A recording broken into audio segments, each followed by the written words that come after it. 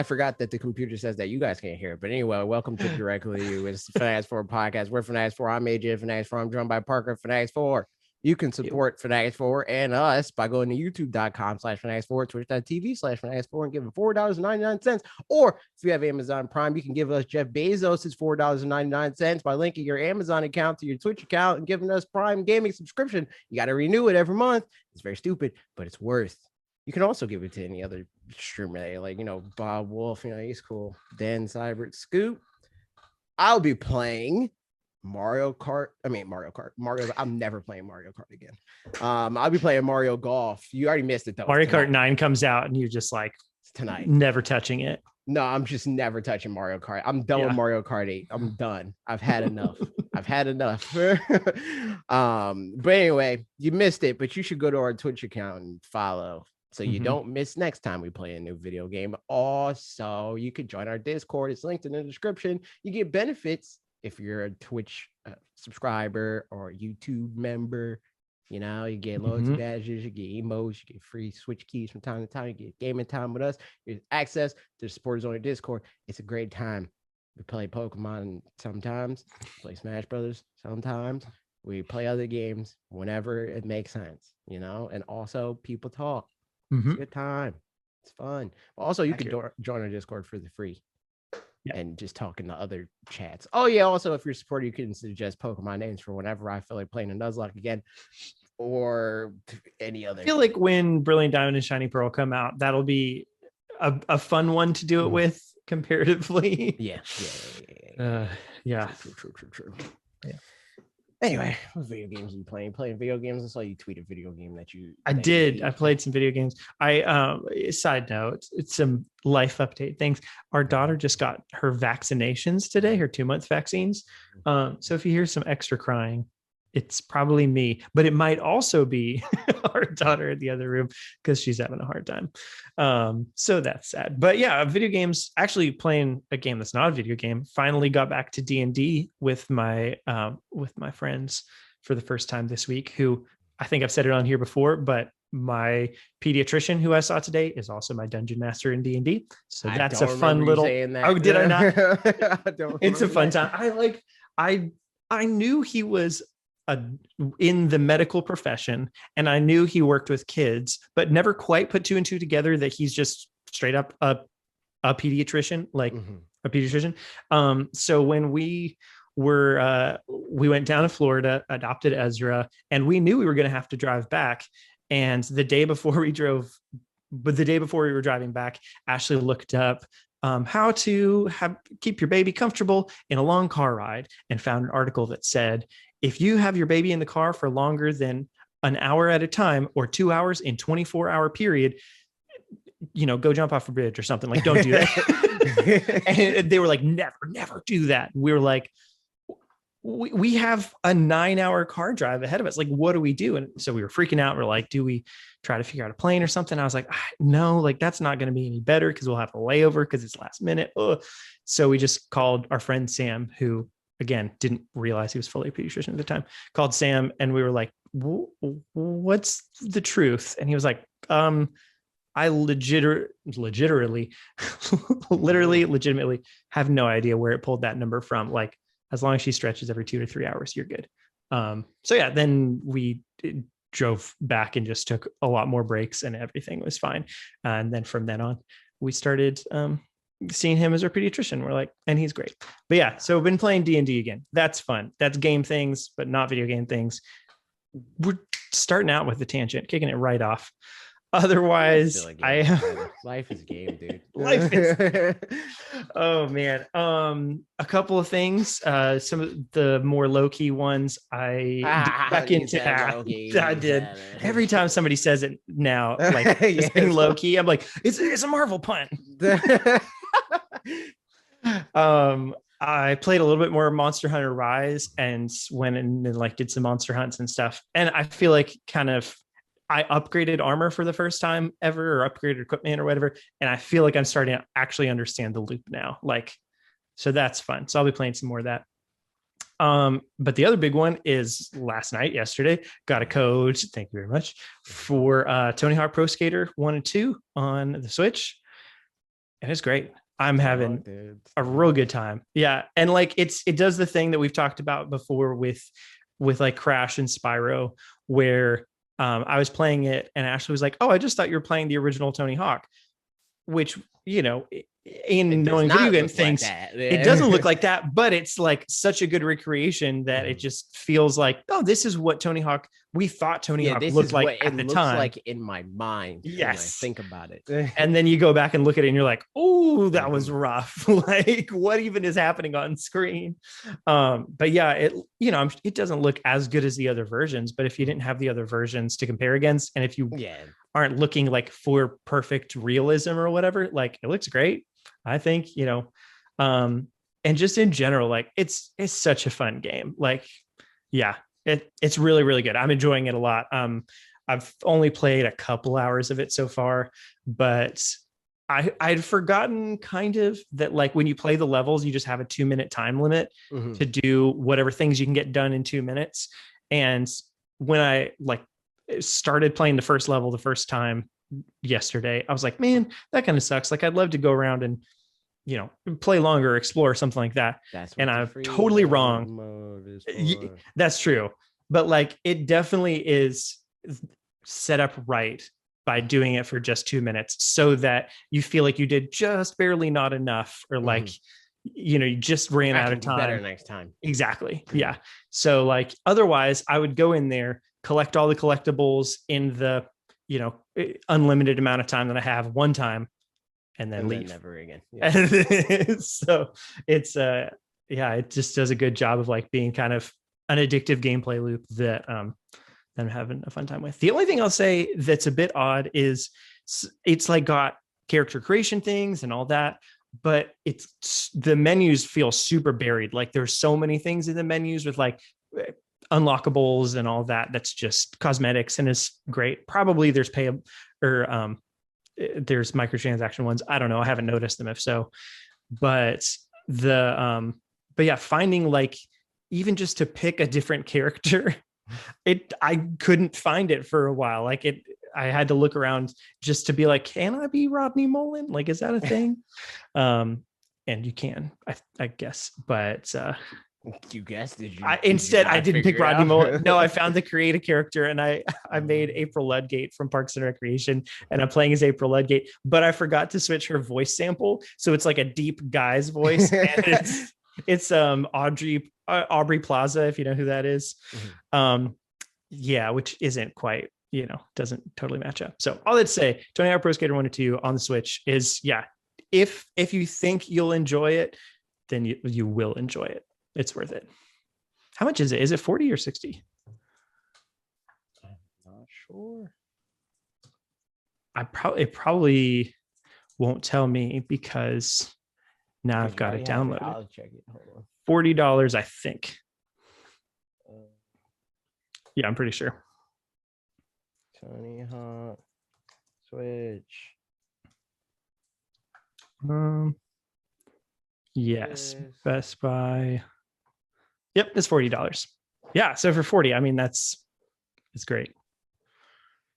And there's a lot of like challenges and stuff to like if you want extra content, you know, like there's the regular achievable like things that you're supposed to do in the games to unlock things, but then there's like extra ones that they threw in there as well. So I'm having a good time. Yeah, I'll be playing it some more. And I'll update my thoughts, but I'm pretty sure they're just going to be more of the same. So Tony Hawk is still Tony Hawk. He sure is. Yeah, I mean, the main thing for me with games like that, content wise, is that like we can always throw it into like the best third-party games to play on Switch in 2021. So expect to hear more about it later. Yeah. Honestly, the thing, I mean, if it's something that people would watch, and I don't know, there's a surprising number of skateboarding games coming out specifically this year. Like Skatebird is finally coming out this year. Tony Hawk on the Switch this year. Ollie Ollie World is supposed to be, but I think not till December, and probably it'll get delayed. I don't know. But like, there's a growing number of skating games. So it would be fun to just talk about all the skating games, like pros and cons or whatever. So don't know if anybody would watch it, but I would have fun making it. So that's something. Yeah. So that's one of the things I'm playing. What about you, man?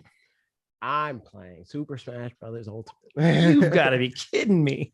It's a game, dude. It's very good. It's a very good game. True. I got this new monitor, which has way better refresh time than my old TV. Does it change how you play at all? It just makes it feel slightly better. Nice. Because like stuff that is supposed to come out at a certain point comes out just that much little bit faster. So it's like it's great. It's a good time for me. But still doing the other account where I'm just racking up GSP, seeing how high I can go. Right now I'm at like 9.9 with Pokemon Trainer, like 9.7 with Min. So, and technically that number is supposed to mean that's how many people are like, you're better than 9.9 million players or whatever. But it's meaningless. because it's like, it's not like it's a set, it's not like a leaderboard sort of thing where it's like, oh, you won this match and you passed freaking number 42,000 or whatever. It's like you get an arbitrary amount of points or lose an arbitrary amount of points when you win or lose. And that's what it is. And somebody that got a top rank in the like second day or whatever of the game and then never logged in again, theoretically they keep moving up that list, so they could have like they probably still fell relatively, like they're probably not where they were at in terms of like this is the highest score or whatever, but it does like adjust. It does say like you haven't played for a while, but like my Pokemon Trainer and my Min GSP, even though I haven't touched it on my main account in a long time, it's still 9 point something million, even though they were at like 8 something when I originally was like, they're the same, can't touch them anymore. Can't do it.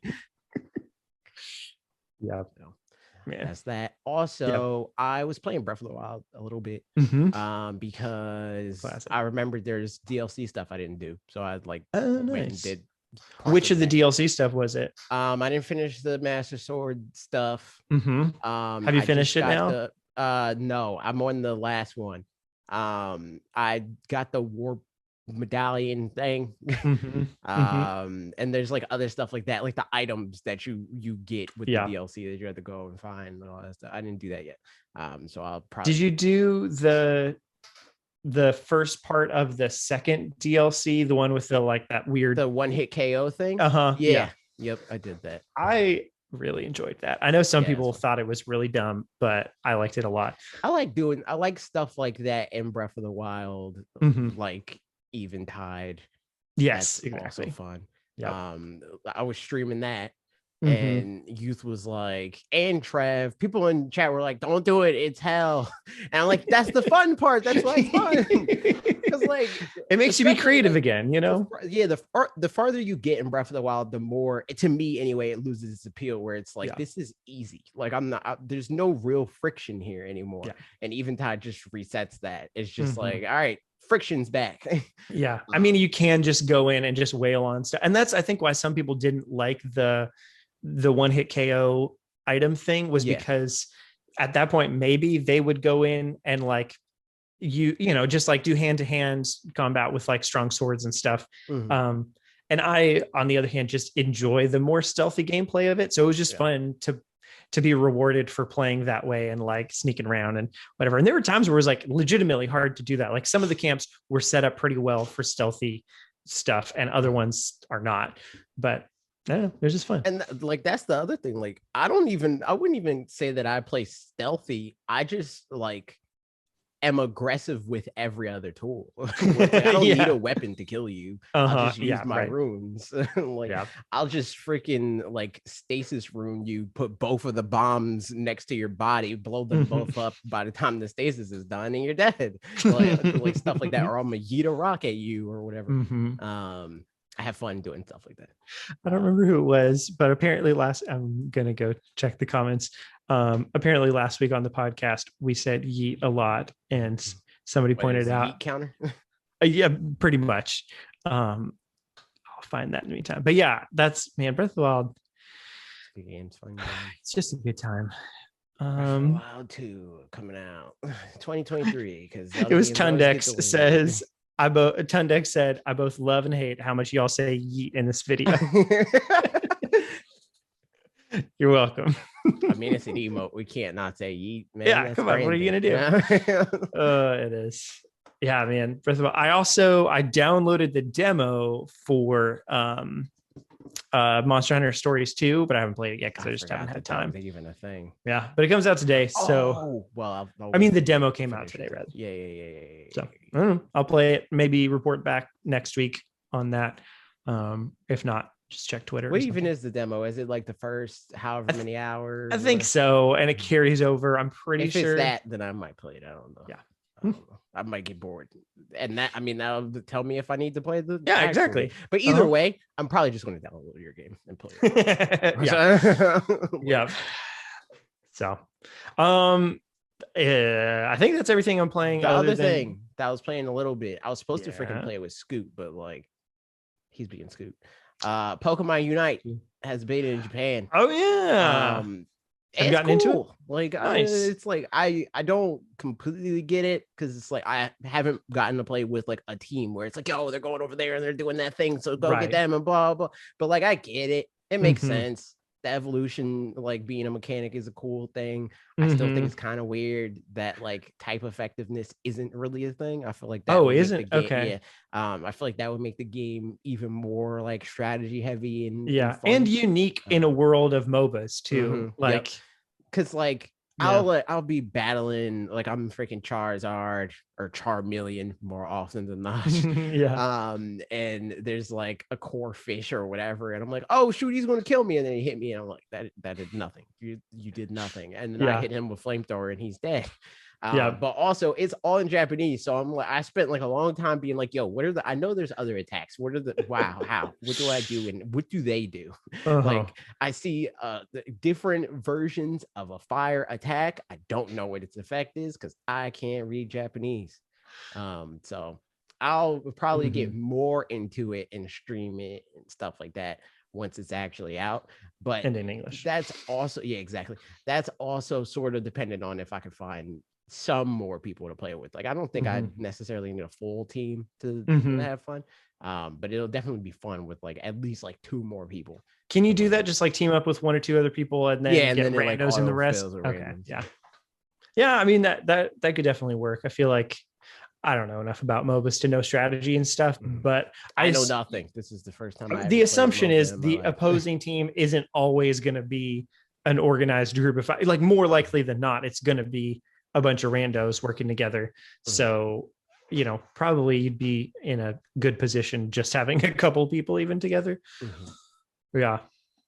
I don't know. Yeah, that is weird about the type effectiveness thing though. Cause like, again, it just would make it more Pokemon. And also then you would have to, well, and I guess this is a like fill out your pro and con. Yeah. Get the team more, like we need more your type own Pokemon coverage. Yes.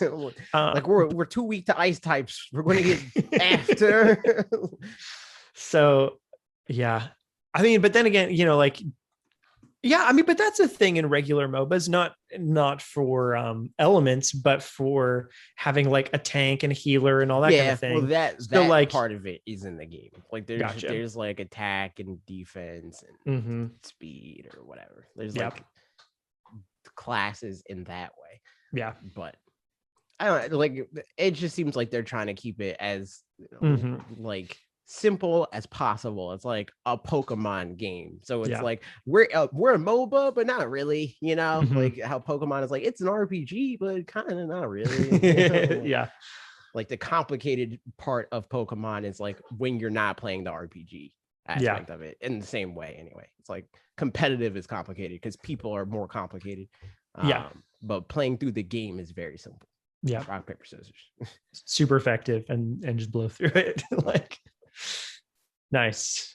Yeah, so those are some games we were playing. And then there's the game of the day, Mario Golf Super Rush. Have you played any of it? I played I downloaded your copy first, and I played about 10 minutes of the adventure mode, which means I didn't get into any of the actual gameplay parts. So no, pretty much no. I played none because I Okay. assumed that. Cool. I mean, I think Jackson is streaming it now, Mhm. so that's going to be annoying because freaking Scoot, man, being Scoot.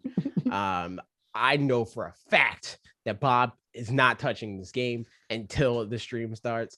And potentially the same for Dan, I would assume. He's like an Adobe or something. So like, since the majority of us are not touching the game, I was like, all right, I'm not going to play the game either because I don't feel like that's going to be fun. So I didn't play it yet. I saw reviews for it and people being like, man, this game, it's too repetitive. I get bored of this game. I can't play this game forever. And I'm like, yeah, but like, I look at these Mario sports games as like board games. Right. Where it's like, I'm not, and I know there's obviously people that play board games religiously in that way, but for me, it's like, it's worth the purchase as long as there is an opportunity every once in a while to be like, yo, you want to play Mario Golf? Sick, let's play Mario Golf.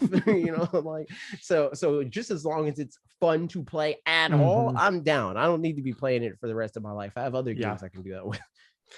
I think the only thing that'll be that's interesting with these kinds of games is like party games kind of lower the skill floor to where like anybody can play Mario Party, and like you can be better at some of the mini games of Mario Party, obviously, but like in terms of, it's not like you're going to steamroll people because like, oh, I play Mario Party. Whereas like with Mario Kart, there's some stuff to kind of level the playing field for sure. But definitely, if you're just better at Mario Kart, like if you played Mario Kart and then had a friend over that just very rarely plays games, like you're gonna win all the time. So like that's always a bit tricky. And then especially with this, like I remember playing Mario Tennis with some friends that came over, and I had beat the whole story mode and like played a bunch and was pretty good at it. So it is always a little bit difficult. Like you kind of have to make sure it's going to be the most fun with people of your own skill level, or just have people be okay with like, you're not going to be as good as me, but we're going to have a good time or whatever.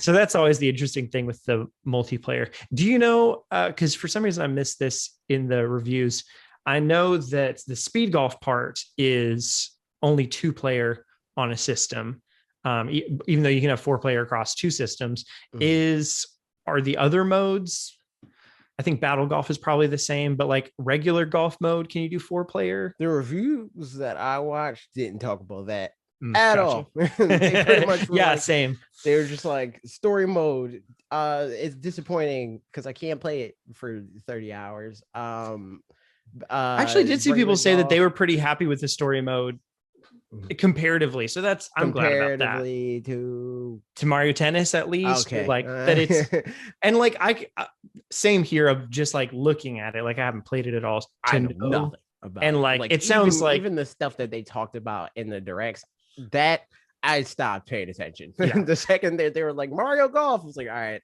I can turn my brain off now.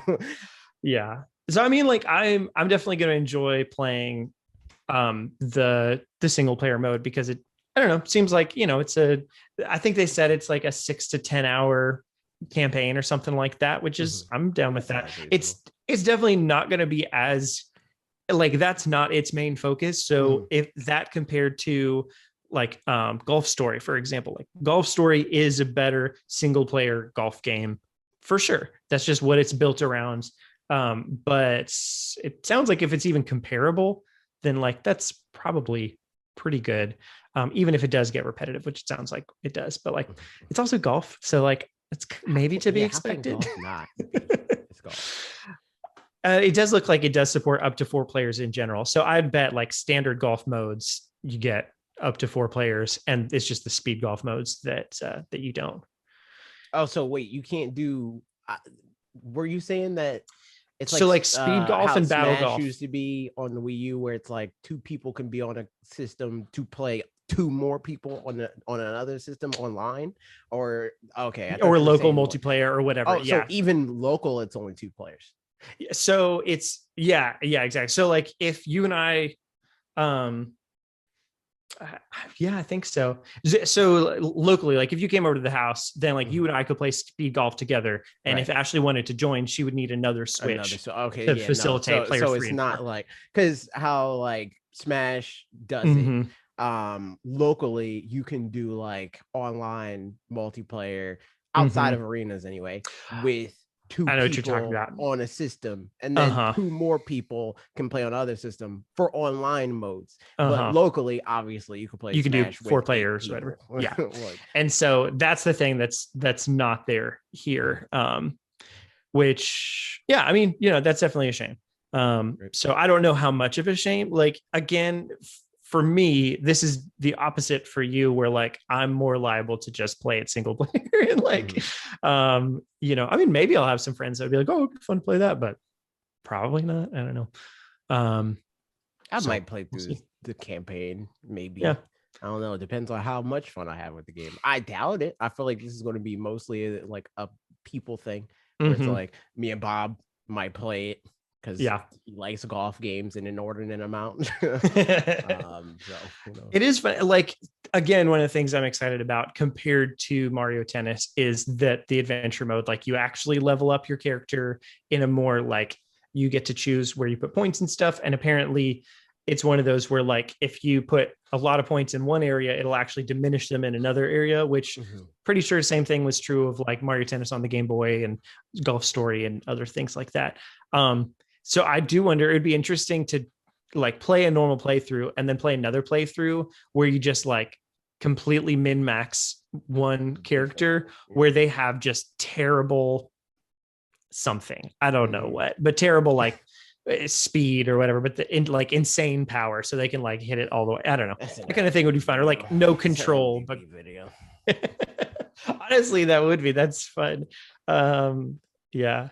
Did I ever say on here? I can't remember. I pointed it out on Twitter. You remember the idea that I had that I mentioned to MDB? That one, the Pokemon video? Yeah, and then somebody did it. Somebody else did it. And like, man, conspiracy theory or not, I still wonder like if the person saw that, because like the timing worked out exactly to where it's like they could have just seen that post and been like, oh, I can make that happen. I don't really care. It's just funny.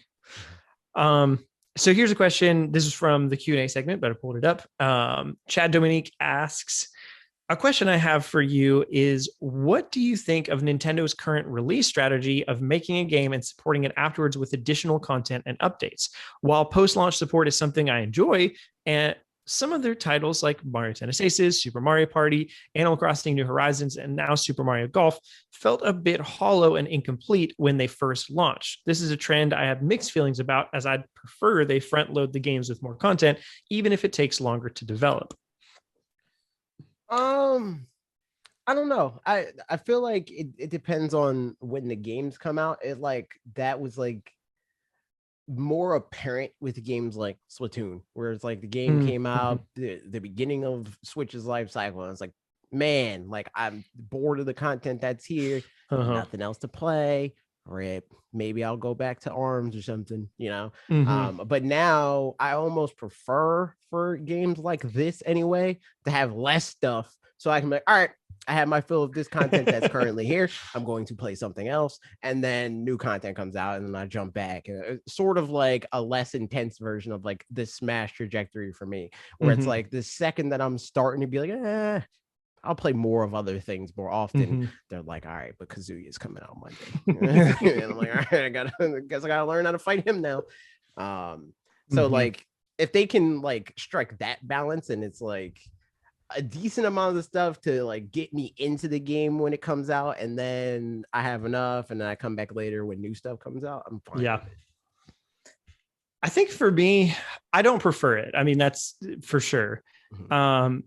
I struggle a little bit to think what the ultimate benefit is with some of these. Like with Smash, it makes sense. It's DLC fighters. They're getting money for them. And like with Smash also, there was just a wealth of stuff from the get-go. So like that's not even part of the conversation. But like with Mario Tennis Aces, like, I I don't definitely know. see the benefit of it.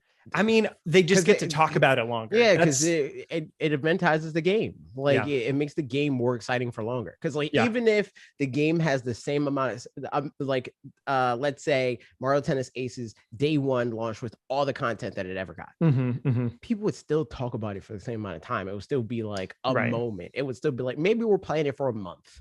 But this way, they can release a character trailer, and it's like, oh shoot, Pauline's in the game now. You know, so like even if it's like for another week, that's still a month away from when we would have been talking about it before. You know, and I have a hard time deciding which I think is better. Like if they're going to be doing that, would I rather kind of what happened with Mario Tennis Aces, where like, well, the things that they add are things that are, or actually Animal Crossing being a better example. The things that they add are a benefit to the people that are still playing, but it's not going to get somebody back in the door. Would I rather that? Or would I rather things where they do get me back in the door and then I, want to play more, but then that like kind of makes it feel like, oh, there wasn't like, it was missing this at launch. Like, I don't feel that way about Animal Crossing personally. I don't feel like it was missing things at launch other than literal things that are just not in there that people know about. Like if we didn't know about Brewsters and we didn't know about these other things from the other games, I don't think anybody would. Which even then, I don't think that it's something that's missing. Because like if it wasn't in the original project plan and then they were like, oh, we can add this. It's not missing. Yeah, exactly. It doesn't feel like the game for Animal Crossing specifically, it doesn't feel like the game was inherently worse off for those, in my opinion. But there are definitely some games where it's like, man, this kind of felt empty. And then if they add that later down the road, I don't know if I feel better about it because like, now I can finally go back and play it. Or it's like, well, I would have rather just had the full experience at the beginning. I don't know. I think it depends on what type of game it is. Yeah. For a game like this where the multiplayer is like the point of the game, like sure, again, the campaign's there and there's going to be people that play it for that, but the point of a party game is to play it with people. So like a game like this where it's like, oh, it's a new thing that we can all try out, I think that works for that format, because it's not a game that they're releasing expecting you to play it almost the way that people played Animal Crossing, where it's like, oh, this game's out, this is all I'm playing, and I'm playing it for 250 hours and I'm never touching it again. Right. Like they want you to play it for 250 hours, but they want you to play it for 250 hours across 10 years or whatever. Right. That's why Smash Brothers has like challenges, and they're like, they seem like crazy stuff because it's like you're supposed to just casually chip away at these. It's supposed to be like, oh shoot, I did the thing. It's not like going down a list and there, I don't like do that. Which is 100% how I did it. I remember like the second time I was on the podcast, it was you, me, and Logan, and I was saying like, I've been playing Smash, I'm just going through the challenges trying to knock them all out or whatever. Like I think like never even looked at that. Totally. There's just games that Nintendo intends and like definitely bills as multiplayer games that I personally and other people as well play as single player games. And like the mechanics are enough that you can play it. Like if you're playing it with other people as a multiplayer experience, you can play it for a long time like that, but if you're playing it by yourself, like I do, then it does run out of content pretty quickly. The tricky thing is some of these are franchises that were primarily single player franchises back in the day. So it's easy, I think, in my shoes to try to compare it to that and be like, oh, well, it's a single player franchise. Look at the first game, like look at Mario Tennis on whatever, like that's, a single player game. That's how it works. But obviously there's some of those that Nintendo has just like sees differently now than how it used to be. They were single player until they figured out that they didn't have to be. Like Animal Crossing. Animal Crossing was a game that it was a single player thing, but now it's a lot more of a like community based thing. And, like, people and Pokemon, same kind of thing where like it was, Pokemon was always multiplayer. there was multiplayer in terms of like battles and stuff like that, but it definitely was like also an trading. additional Like, thing that Pokemon and trading. Yes, was right. always promoted as a multiplayer game. It was just easier to play by yourself if all you did was have the other game. Yeah, right. Like, exactly. Then you could play like a single player game if you bought both. Mm-hmm. But the intent was always like buy one and then your friend hopefully he has the other one and you could trade and you could battle with the Pokemon you trade and you know. Yeah. So I think, I mean, my opinion of it is like, I mean, and comparatively though, honestly, maybe even similarly, because Kirby Star Allies is, which I just realized now, I say Kirby Star Allies, but like probably there's some people that say Kirby Star Allies. And that's a funny thing. Just like I say both. It depends on like it's annoying talking about it, like in videos and stuff. I'm like, oh my god, I hate. Which one do I say? I say Kirby Star Allies 40 different ways in this freaking video. That's so funny. But like, I was gonna say that's obviously a single player game that they were adding stuff to, but kind of not. Like they were definitely. I mean, it is, but they also were very much advertising the fact that like this is like a multiplayer game and like you should be playing it with other people. So having to roll out, it was probably to incentivize you playing it with other people more or something. Yeah. Now your friend could be Meta Knight. Yeah, right. Or edgy one.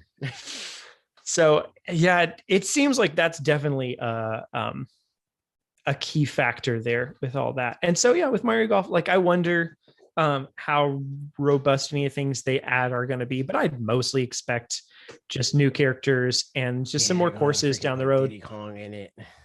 The nice thing is that like whereas with tennis the additional, there's no real such thing as additional courses. Like that's just not you know, like this you game can needs more courses.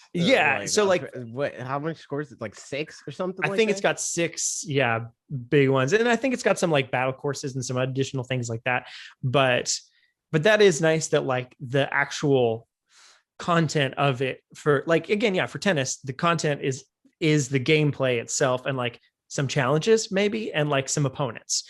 And so you, by adding in other people, you kind of add those in, but there's not the same thing as in Mario Golf where you can be like, here's a level and you can add a level and that's just new gameplay in and of itself. So that'll be good. We'll see. I'm down. Mario Golf is Mario Golf, dude. I don't need the craziest experience out of Mario Golf. Yeah, it's fine. And like most of the reviews seem like they're like, yeah, it's good. Like, yeah, it's Mario Golf, dude. Which like I don't know, you know. I just think that like this is another place where the folly of scoring reviews comes through. Yeah, because it's like, yeah, it's Mario Golf. Translates usually to like, it's a 6, maybe a 7, you know, and that just makes the game seem like it's bad, but it's just it's the game again, which is fine for a game like this. Like I'm not expecting game of the year level stuff from Mario Golf. I'm sorry. Like it's a golf game. I mean, especially a lot of that. Sure, you could do a really ambitious game, but to some degree I remember I probably said this on here before, but if so, it's been a while. I took a songwriting class in college. And one of the things that stuck with me the most was the teacher talking about the fact that like say song, like I rate songs a 1 to 5.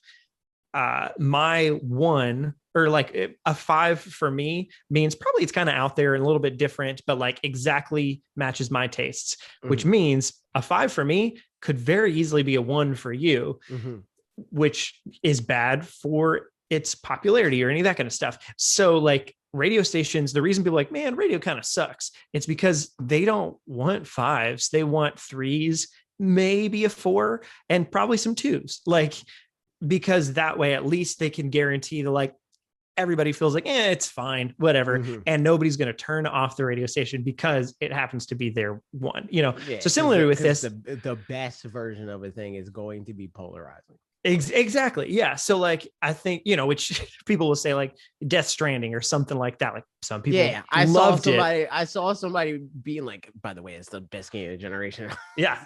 I was like, game. But I didn't tweet that. I was like, you know what? I'm going to let you live your life. Exactly. And so like, I think with Mario Golf, it's like, it is aiming for kind of high mediocrity. And I think maybe that's just okay, like Yeah, it's golf, man. I don't. It's like it's golf. It's like yeah. So yeah, I don't know. We'll play it more and give our deeper opinions next week on like what we spoilers. actually My think thoughts is gameplay going to will be be. sure it's golf.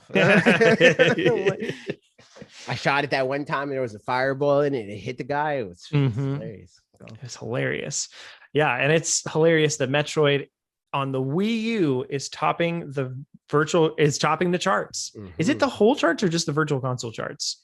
I think it's I don't know if they have I'm gonna look at charts. there. Yeah, I don't think they do. I want to say yeah, it's just best sellers, I think. I'd assume so. I don't think that they have just charts for. Yeah, it's just the eShop, man. Yeah, because the third one is Brain Age, Train Your Brain, blah blah blah.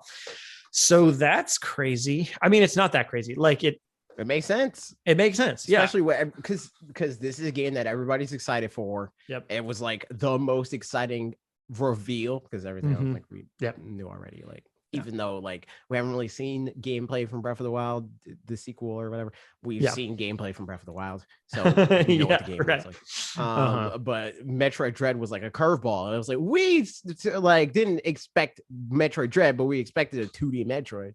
Most people I feel like didn't expect to see Metroid at all. Right. So the fact that we got that got people on board, and then everybody's making videos. Like Max, he made that tweet that blew up. It was like, hey, here are the games that you need to play, and people are like, all right, where am I going to buy those games? All right, they're on Wii U. All right, nice. Here we go. Man, I need to. They're on 3DS as well, right? I'm pretty sure on the Virtual Console. I'm not a Metroid fan. I'm pretty sure I have Metroid Fusion on the Wii U. I know that. Will I plug in my Wii U to play it? Probably not. Yeah, I think it's on the new 3DS or something. I don't know. Or I'm gonna find out at some point. In any case, yeah, that's definitely a thing. Like just people going back. I was watching Nintendo Life made a video that I tweeted, I think last week, where the guys were talking about the fact that 3DS prices are surging and stuff like that, and just games are a lot more expensive, and like maybe like not necessarily as a result of Metroid Dread and Samus Returns, but definitely related to it for sure. And just a lot of that. So like there's an element of FOMO where I'm like, man, I need to get, because I've just got a 2DS right now. I'd need to get a new 3DS or a new 2DS just to like have it at least, so that when the eShop's about to go down, free copy I can get that free copy of Pokemon. With the kindness of their heart. What a loving bunch. But yeah, man, here's the real question that makes a better headline than just the fact that Metroid tops the charts. How is Nintendo like missing an opportunity here, or like what's, you know what I mean? Like, no, it's not like they like freaking threw away the account that had, you know, I mean, they're still making Wii money U for what profit. It's worth. Yeah, you know, like, right. They were like, shoot, we lost the password for our Wii U money. Like, they're like, all right, this is just free money for us at this point. Like, sure, I'm sure more people would play it if it was just on Switch, but like more people would like that would mean they have to spend more money. But at this point, it's just additional people buying a game that they spent the money on a decade ago. I mean, in this way, they can also eventize it twice whenever they do. Like, I mean, but I will say, like, I am getting to the point of like, I still feel like Nintendo Switch Online is just worth it, period. But it's definitely feeling less like exciting at the same time, other than the just online part being just like, it's just online, just use online. Where like, you know, the games that were getting released on it recently are definitely less exciting games. Kind of a thing. Even if some people are like, no, like somebody's five. Yes, like, exactly. They're all fives, but they're ones to a lot of people. They are. Yeah, exactly. So like I don't know. I am feeling that this is like, at this point, it's not like they have to, but it would be a good idea at some point in 2021 to like re-up on the interest of Nintendo Switch Online. I wouldn't be surprised if it happens, but I hope that it does. If for no other reason than then people can, play games like this, like Metroids and stuff. It's crazy. I wouldn't be surprised to see them do that like the week before. Yeah. Or month. Yeah, for sure. I mean, for me, I think it also makes sense just in conjunction with, like, not as an exclusive to the Switch Pro, if that happens this year or whatever, but just like within the same breath, like Switch Pro, and also everybody's getting this thing, or like, a big blowout of that sort.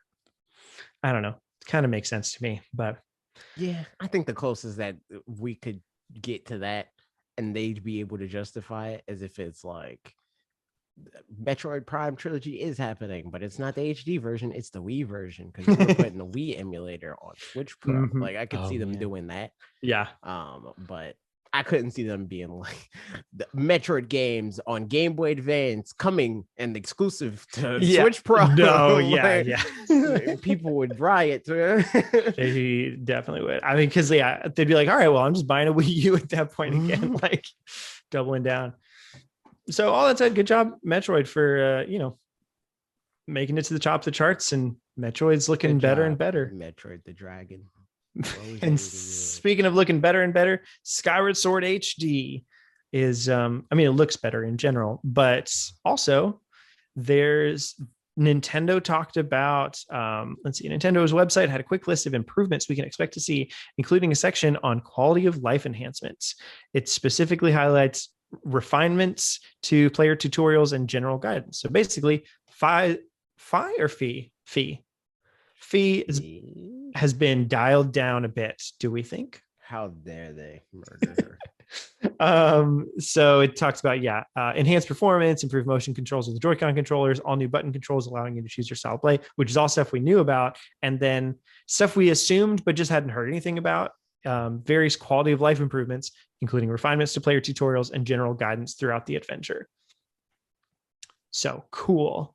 I saw people being mad about this. Not this specifically, but like the trailer that we got, because something about button controls not working docked or whatever.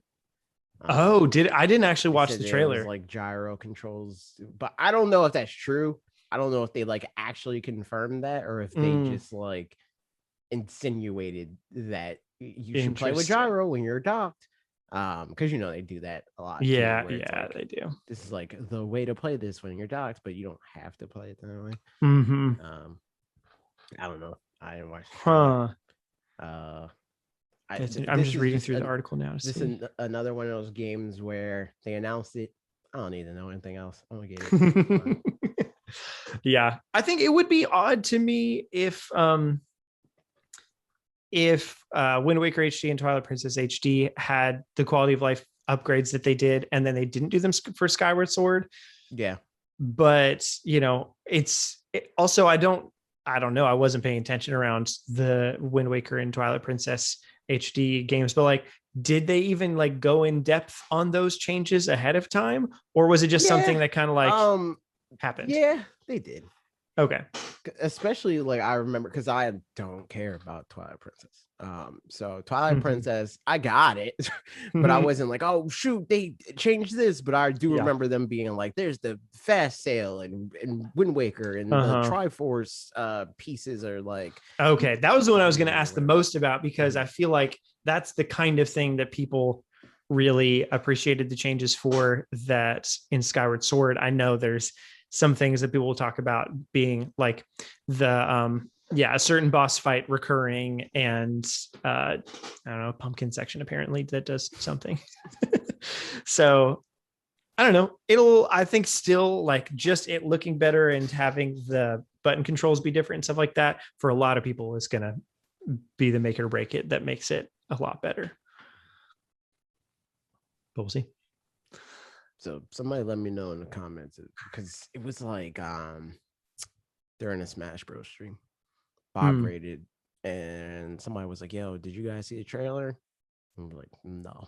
It's like it's confirmed that you only had to use. I mean, you can only use gyro controls when you're docked. I mean, in some regards, I wouldn't be surprised. But I really hope that that's not the case.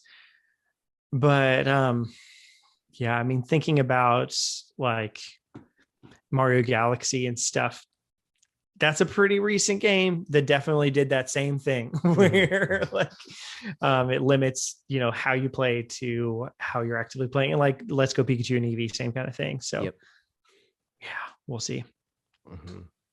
And we will also see how Nintendo is partnering with Forever Entertainment. I was just going to use this one to lead into the comments from my video as well, because it's related to it. And I talked about it, but I don't know, in case we had any extra thoughts about this part specifically. This whole thing with Nintendo giving financial support to Forever Entertainment, who did Panzer Dragoon and Fear Effect Sedna, and is doing House of the Dead remake. And Nintendo's doing something with them. So they're gonna remaster Star Tropics. Well, that would be fun. I never remember Star Tropics. I remember played Star Tropics, so that would played Star Tropics. Partly be why. But like, I don't remember that as one of Nintendo's IPs that I forget about. You know what I mean? Wait, what? I don't know, like, because I'll remember, oh yeah, I forgot about Fossil Fighters or something like that. But like Star Tropics, not even in that tier. It's just one that I just straight up don't remember. You didn't forget about. You just never truly knew. Yeah, exactly. Never truly actually knew what it was. Do you have any guesses as far as like what this could look like? Real guesses? Sure, why not? That's not what I do here. Not on this show. Yeah. I think that it's going to be like, if this is coming from a place of logic and not just we got a lot of franchises, man. Like, I think they're going to do stuff like the F-Zeros, like the franchises that are like big because of Smash, and that they don't have like any ambitions to make anything big and new yet, or maybe they feel like they need to test the waters before they do that. I think that we'll see a lot of that, maybe an Ice Climbers game, like not like the Ice Climbers game that I want, right? But like like DuckTales remastered sort of situation where it's like it's Ice Climbers but not bad. So like the same exact game but not bad. Yeah, right. That sort of situation. Yeah, I mean, like like I mentioned in the video, we'll be making a video specifically giving ideas or whatever. And I definitely think there's some franchises that are poised to have just make a remake of one of the games just to bring it back to the modern audiences and then kind of keep going from there. F-Zero probably honestly is one of those where like it would be great to have a shakeup, but if they can have a low risk where like it's not the thing affecting whether or not they want to make a new F-Zero, but they just like they're like, oh well, we should probably just do this to see how it goes. Just remake F-Zero GX just with modern graphics and online play and stuff like that, then like that would be great. And maybe even Forever Entertainment could do that. I don't know, or maybe some other studios, but again, we'll give more ideas for that later. But yeah, I guess we'll get into some of the comments from the video there. Yeah, as far as specifically Forever Entertainment though, I would guess that it's more stuff like the Panzer Dragoon remake, but for Nintendo. Star Fox. Just because it makes sense. 64 again. Star Fox 64 or Star 7. Fox SNES again. Yeah, right, exactly. Because they did Star Fox SNES, Star Fox 2, which was later, but in order of development. And then they did Star Fox 64, which is Star Fox SNES again. Then they did Star Fox 64 3D. Then they did Star Fox Zero, which is just Star Fox 64 but with motion controls and a screen that people didn't like. Yeah, honestly, best iteration of the game, IMO. Because it's fun. Like, I'm not playing Star Fox as this competitive, like, man, you messed up my input. It's an amusement park attraction. Like, I'm moving the screen and it's moving on the screen, dude. It's freaking sick. I mean, like a Pokemon Snap kind of a thing. Yeah, I don't know. Exactly. Yep. It's fun. Comments from the video. Diddy Kong said, "Yo, oh hello, how's it going? welcome into here, Diddy. Very important. Let us know. What's the scoop? Are you coming to Mario Golf or not? Leak it. We got to know. They said very important video. I noticed how Nintendo gave attention to dormant IPs. Famicom Detective Club was a huge surprise, as I'm a Nintendo fan, but have never heard about this IP. It gives me hope for F-Zero, whether as a remake or a new title by Sega. Golden Sun could get the same treatment as Advance Wars, remake Golden Sun 1 and 2 in one package. Pilot Wings, Star Fox, The Mysterious Murasame Castle, Kid Icarus, Donkey Kong. The list goes on. It's now or never for Nintendo to bring back dead/forgotten IPs because the Switch is so popular, breaking all sales records, and is played by a huge number of old and new Nintendo fans. So reintroducing these dormant IPs would definitely be a good investment. Yeah, like I feel like they tried that with the GameCube. For no particular reason. Like, yeah, the GameCube is a thing. Let's get weird. Let's do all of them. And like this generation, they could actually do that, and it matters because like a lot of the like Microsoft seems to be having a lot of success with that sort of thing, right? Where it's like, let's bring all our like, which to them or for them are like A-list franchises amongst their franchises, but Microsoft A-list franchises are like Nintendo C and D, like that level of franchises. And that like the fact that Sony is able to have their exclusives be at the level that they're at now, as far as like the amount that people care about them, is proof that Nintendo could literally put out any franchise, and as long as the game is good, it will sell a lot.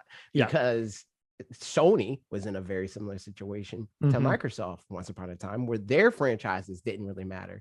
And their games, and it wasn't even that long ago. It was like up until the PlayStation 4 generation, where most of their IP just didn't matter to people.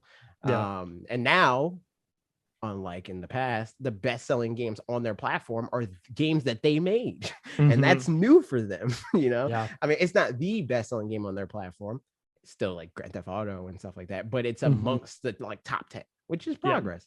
So if Nintendo can just expand what their best-selling games are by saying we have IP that people care about, but we just stop caring about, that'd be good for them and for us, because then we have more different stuff to play. I mean, I think the fact that Metroid, you know, though we were talking about Metroid topping the charts and stuff, that feels like in and of itself a great testament to the fact that like they can bank on putting stuff out and it doing well, because like a lot of that is obviously people seeing the game thinking it looks exciting and fun. Also people having talked about Metroid for years now, and like a bunch of people actively thinking, man, I'm hearing about Metroid. I'd love to try a Metroid game, but I don't want to try an old one. I want to try a new one, blah, blah, blah. Like now there's finally a new one. Samus, man. Never but like a Metroid game before. True. Also though, like just people talking about Metroid since Metroid Dread was announced, like just having so many people that are in the game space and like people that just, you know, like watch gaming videos and stuff, that everybody that they're watching is saying like, wow, Metroid Dread looks great. I'm definitely going to pick that up, blah, blah, blah. Just the word of mouth, I feel like is going to be huge to that franchise.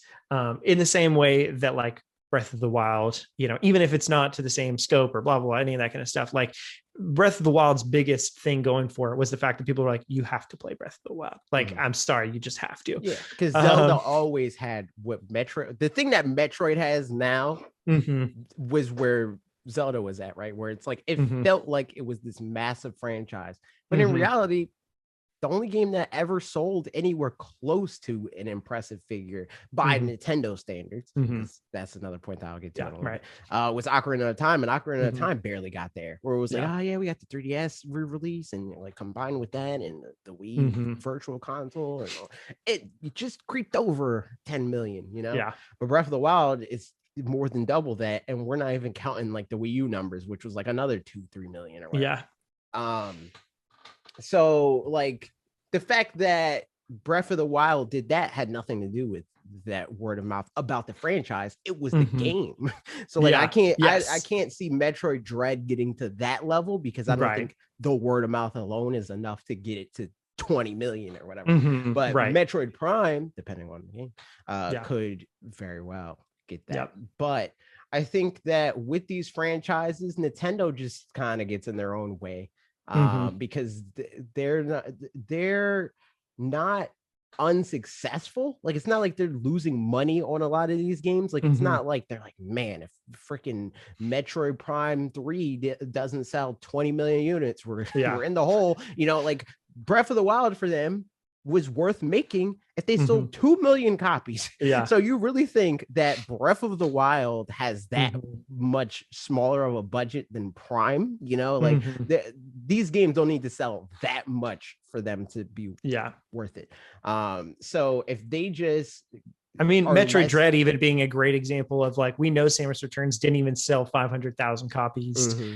And still they were like, we're going all out on Metroid Dread. Like, you know, which either means, like I said, the video, either that means they were happy with the sales success, like, oh, 500,000 for, okay, blah, blah, or they just know the context of like, that wasn't like exactly bad timing. It's a platform people moved away from, blah, blah. But I think that once Nintendo just accepts that, like, not every franchise has to be a Mario, it'll be good. And also, once they realize that not every franchise has to be a Mario from day one. Like, who was Iron Man in 2007? You know, like, it's that sort of situation. It's like, you might have a D-lister on you now, but as long as you make something that's good, it could be a freaking S-tier franchise tomorrow. Like, I don't remember exactly what I was going to say, but pretty much, yes. Like, they, okay, I remember. It's just that Nintendo also, I think for some of these, if they're nervous about the franchise in the first place, sometimes they don't fully double down on it. And then it just kind of like, it's self-fulfilling prophecy of like, I don't know if this is going to sell that well. So like, we won't like really go all in. And then they don't go all in for marketing or for the game or whatever. And like, they make a pretty good game, but like, then of course, if you put in, you know, like 75% and then the game gets a 75 on Metacritic or whatever, I don't know, then like people aren't going to come out in droves for it. As opposed to, like, I think with Mario Golf that we talked about earlier, they know that they can put in just 75% for something like that. And because all they want to make is just like, we just want to make another Mario Golf, just a good old Mario Golf game that, like, it's not what's the word I'm looking for? Like a tentpole or a tentpole game or something like that. Prestige piece. That's like the one. Buy a Switch to play Mario Golf. Right. It's just like, I mean, they're going to get a lot of great sales right at the beginning for Mario Golf.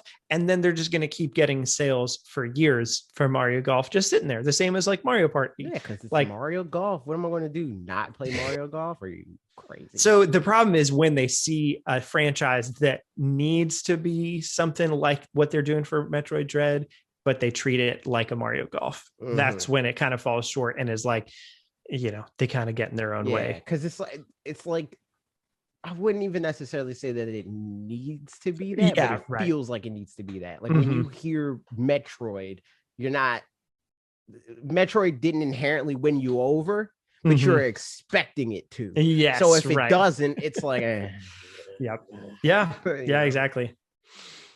So, I mean, as far as the comic goes, I mean, I agree with everything here. I brought the, I think somebody mentions this in the thing. Someone mentioned in the comments, but that the director of Famicom Detective Club has talked about wanting to make a new one. And that kind of like, you know, doesn't necessarily confirm the theory of the video, but kind of just that's a good way to go, is like, all right, bring it back to the present.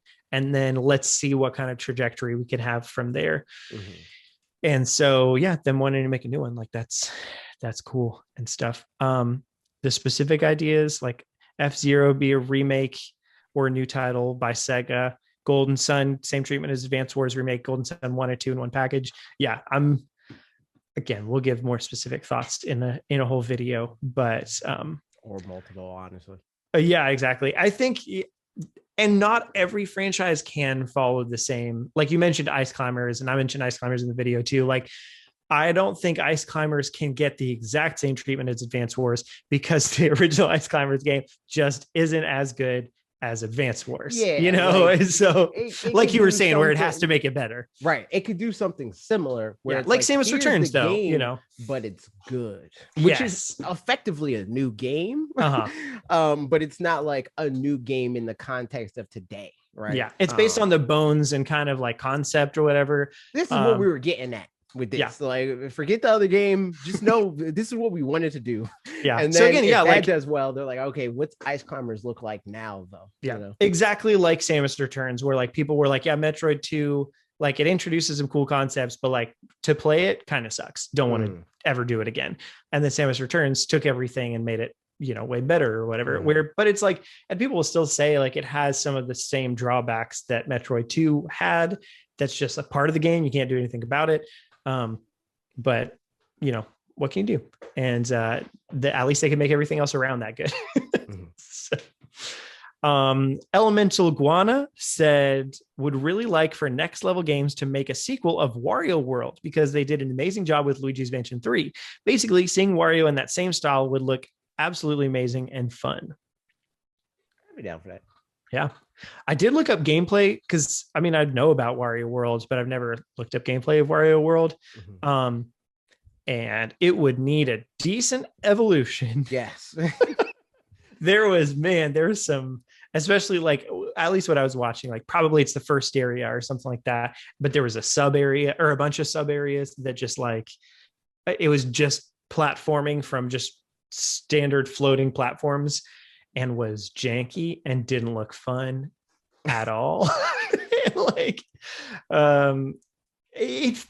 so that's a thing. So, but I'd love to see Wario back in the third dimension, but it would be fun if it's more than just a platformer and has, you know, some other things going on. I mean, like there's some combat in there, it seems like too, but as far as like style wise being done by Next Level Games, like, yeah, they have a lot of personality in their games too. So that's nice. True. Yeah. D-Bomb Ivy, in response to bringing Mother back, said, Mother's story is done. Okay. So is Toy Stories.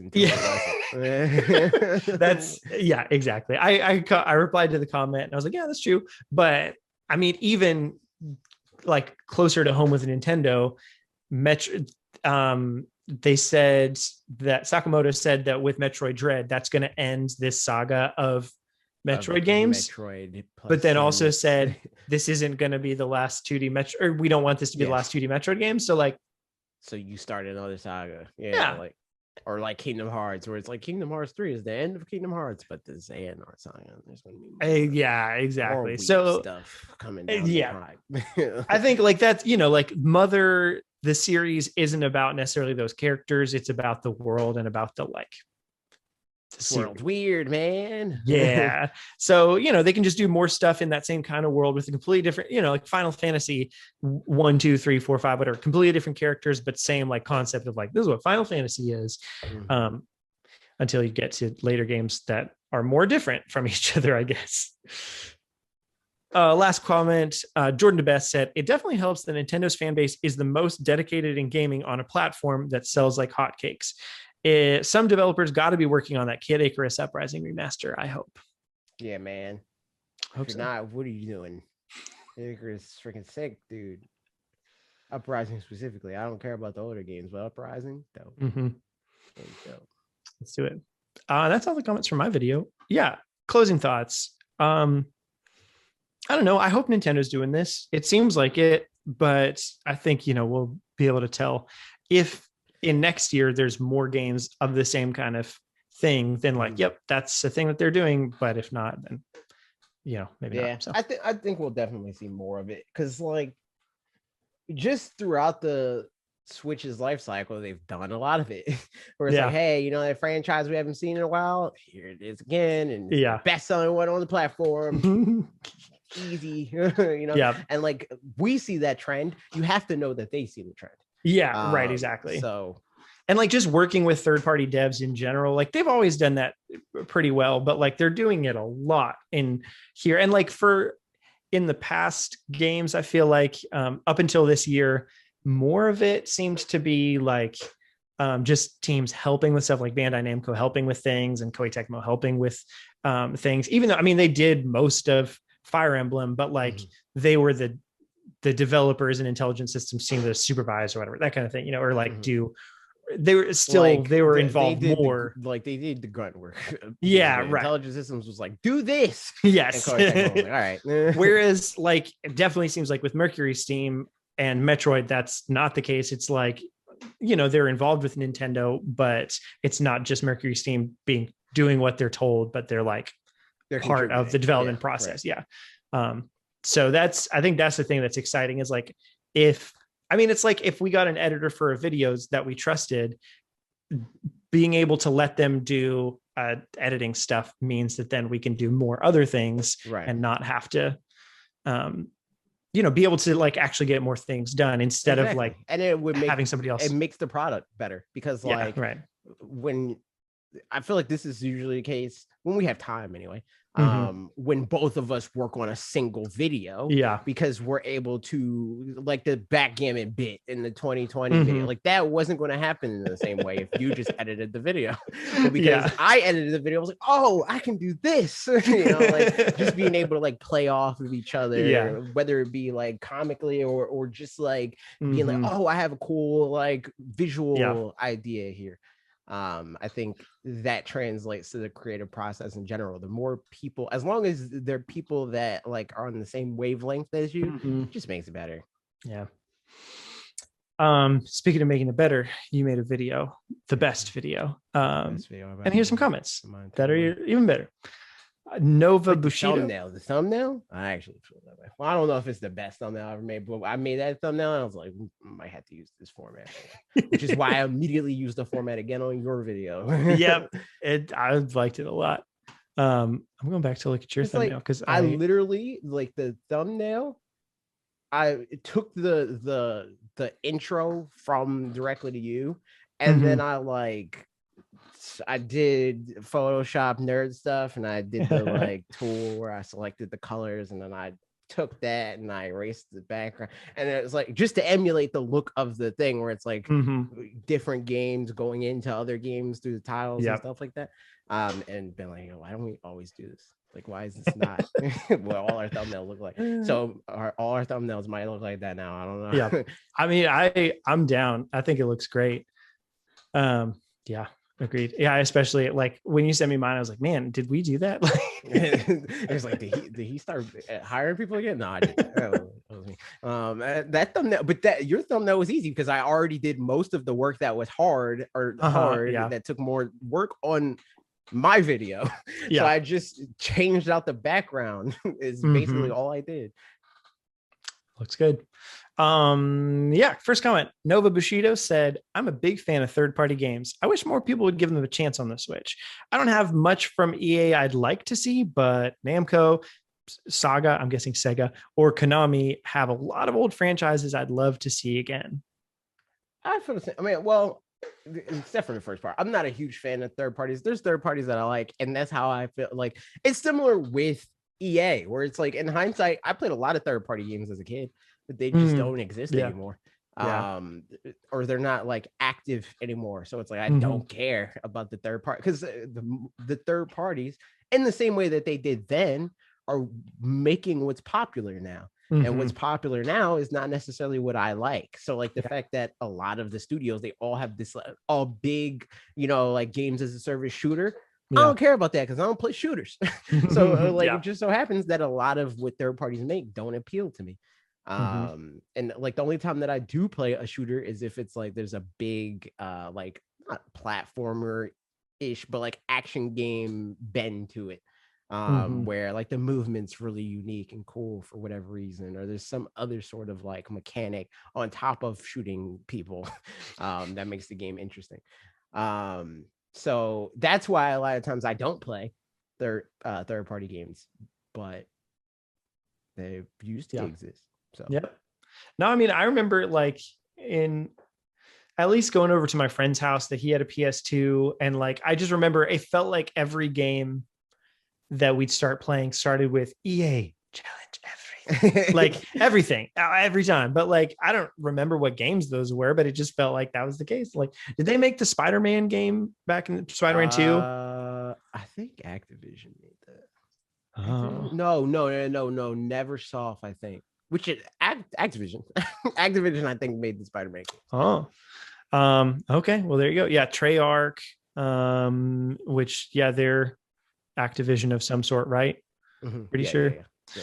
So yeah, in any case, I just remember EA in front of a lot of things. I think EA made a lot of like the license, like I'm pretty sure they made the Harry Potter games. Yeah, I mean, they made the Lord of the Rings games that I love. So like, that would be one of the kinds that's like, I'd love for those to come back, but they're licensed in a way that they are not coming back. Like, there's not a way that those are going to happen. Actually, I wonder if backwards Lord of the Rings game could happen, but exactly, but it's not like.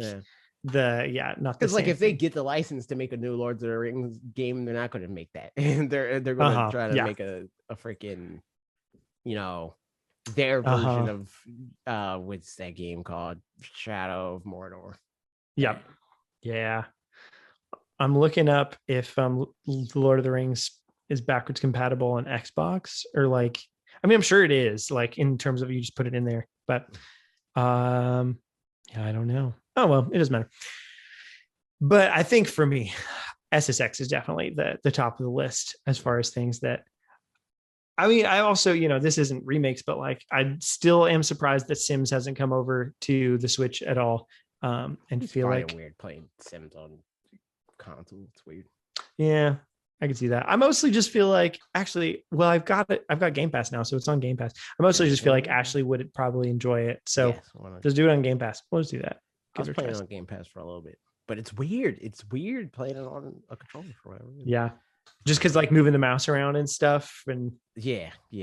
Like moving a cursor with an analog stick feels never a fan. Bad. Yeah. Feels bad. So it's like, I don't know if I'm gonna play this that much, but I usually like whenever I'm actively playing Sims, it's not because I want to play Sims. Like I'm not against playing Sims. It's usually like a happy medium. Like I'm dating somebody and they like playing Sims. And I'm like, yo, we play Sims. I'm down with that. That's cool. But it's not something that I'm going to be like, you know what I want to play by myself, unprompted? Sims. That's rare. Yeah. It definitely is not the top of my list. However, SSX, if it were there, that's on top. It's up there for sure. But even like my Sims, which is different. It's Animal Crossing, dude. Like, I would play my Sims unprompted. Because it's just Animal Crossing. Animal Crossing's fun.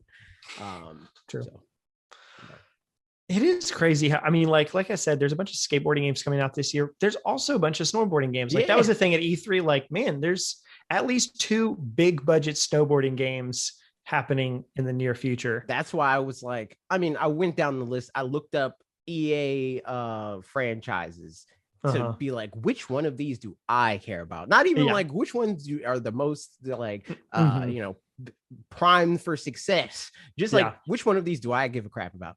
And then I made the video.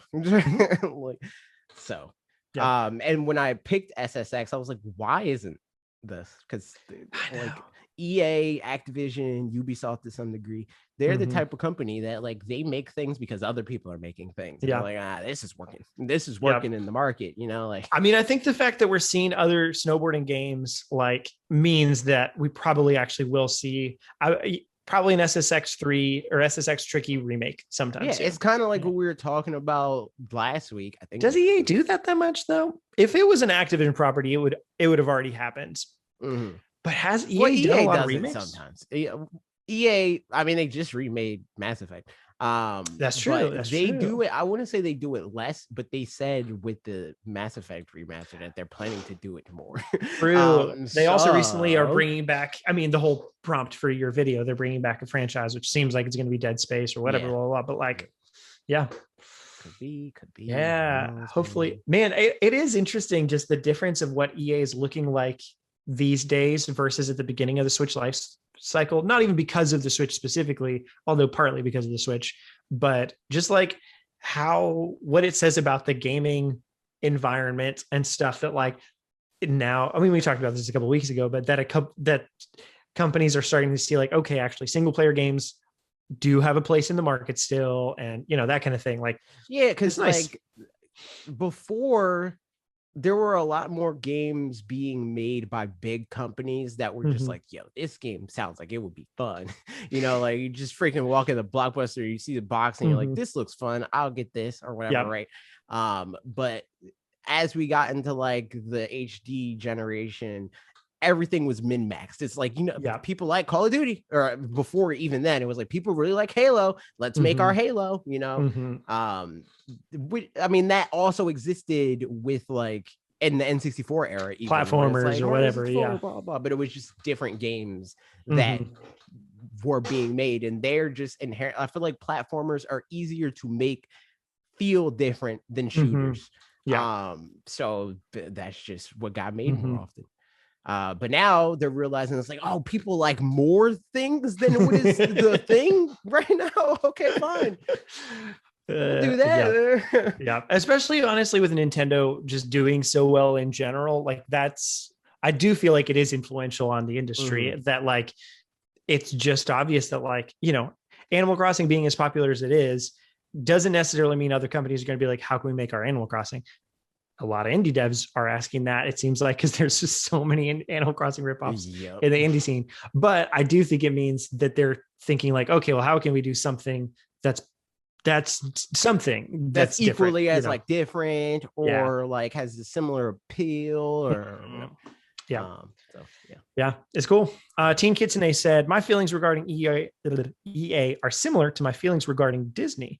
I hate the company, but I enjoy their IPs. Granted, with Disney, they still pump out bangers often, while EA only does that on occasion these days. So I'm excited for a game from EA. So when I'm excited for a game from EA, it's only on occasion anymore, and my disdain for the company remains. Gotcha.